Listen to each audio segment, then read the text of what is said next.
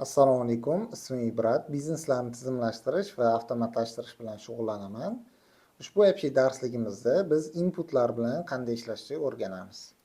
Demak, o'tgan darsda profilni qilgandik. Demak, profilda hozir slice'larni ochdim.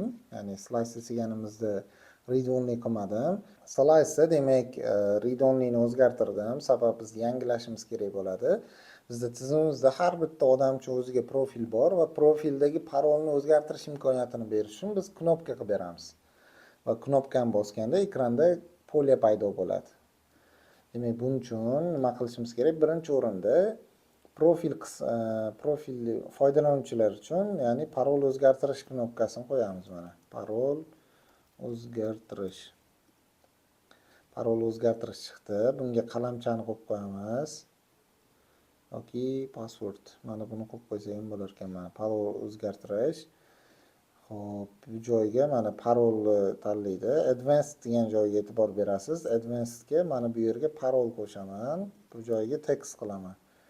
Va parolga chiziq input deb yozaman va bundan parolni tanlayman. Endi mana bosganimizda ekranimizda shunaqa parol kiritadigan joy chiqyapti. Endi menda o'zini profilini o'chirish mumkin emas yoki men bilan o'zgartirish mumkin emas. Shuning uchun slice bo'limidan faqat parol qoladi va buni qo'shish va o'chirish knopkalarini olib tashlayman. Va buni saqlanib qilamiz.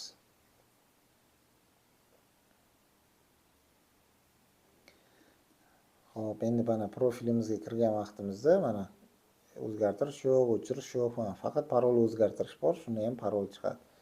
Bu kompyuterda qanaqa ko'rinadi? Profilga kirib, mana parolni o'zgartirishni bossak, mana shunaqa chiroyli ekran chiqishi mumkin.